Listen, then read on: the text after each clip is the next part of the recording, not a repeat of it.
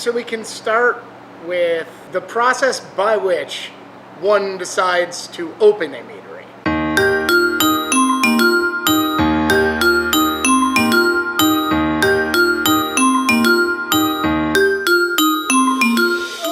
To open a meadery, you've got 3 levels of bureaucratic alcohol laws that you have to deal with. You can't handle them all at the same time because that would save everyone time and money. So at the top is the federal government, which is the Tobacco Tax and Trade Bureau, aka the TTB, which is a subsidiary of the Alcohol, Tobacco, and Firearms Bureau, the ATF, which is a subsidiary of the Department of Justice. They are the ones that handle pretty much... Wait, somehow the TTB is actually part of the Department of Revenue. Really? Yeah. That was, so it was under DOJ. They're tied into revenue. As I go in there and paying taxes, it is actually part of the Department Well, you of pay Revenue. taxes to the Department of Revenue. But it's the TTB forms. So see, we have no idea who we're actually under. When you're getting started, though, the paperwork you're sending is to the TTB. And you're starting a winery. Mead is a form of wine in this country for reasons that nobody can really remember.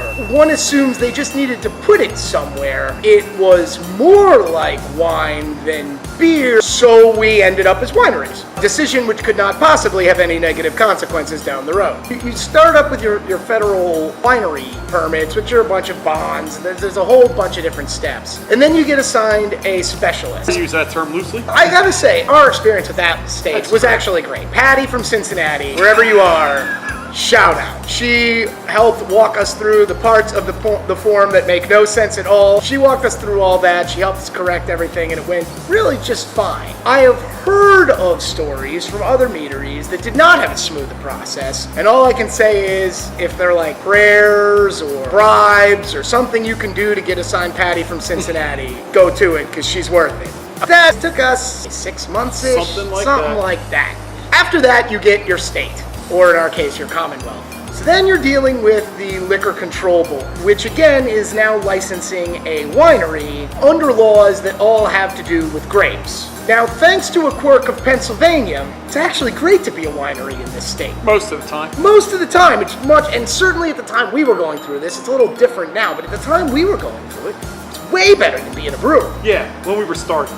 And we think that's because historically, wine was kind of like for rich, fancy people, and so no one assumed there was anything wrong with it. To promote tourism, to get people to do these wine trails. They see how well it worked in California. It's, oh, let's do this in our state. Once you are a winery, it's actually pretty good life. Getting to be a winery is a little weird. You're about a year in, you've got your federal, you've got your state, you can't really do anything yet because you are now at your municipality. And this is why I said if you do it right, you really start at the bottom, then go to the top, and then back down to the bottom. Because the one step along this road where you can run into real bad problems is your municipality. Yep. Federal government and the state government, generally speaking, are cool licensing wineries. You gotta jump through the hoops in the right order, but they wanna license wineries. They don't have anything against that. They don't have any real problem with it. As long as you do the right things, they're going to be okay with it. Your municipality, though, may have differing views on what they want to see in their municipality and how easy they want to make that. Now, thankfully, we're in the city of Allentown, which has generally been very aggressive about getting more businesses in. We're in a manufacturing incubator, which was able to help us connect some of the dots. Cities tend to treat businesses more as customers. Townships tend to treat them more as vermin. If you are in a township, or if you are thinking of starting a meadery and you're thinking of starting it in a place that is not a city, you should really start by going to the township or whoever and making sure they really want a meadery there. Because if they don't, your life is going to be very, very annoying.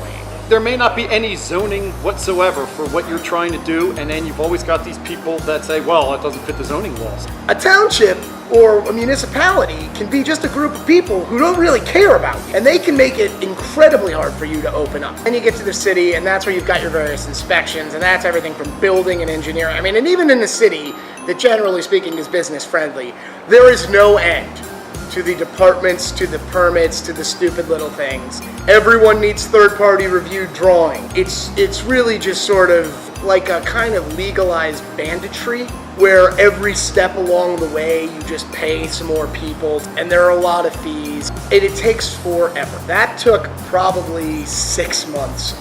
Our initial startup was breeze, because we didn't change much in the room. That's the alternative. Right. Is if you can get a space where you don't change or add much, you cannot do a lot of permits. A year in, when we decided to expand, and remember we'd been a functioning business in the same space for a year at that point, that took forever.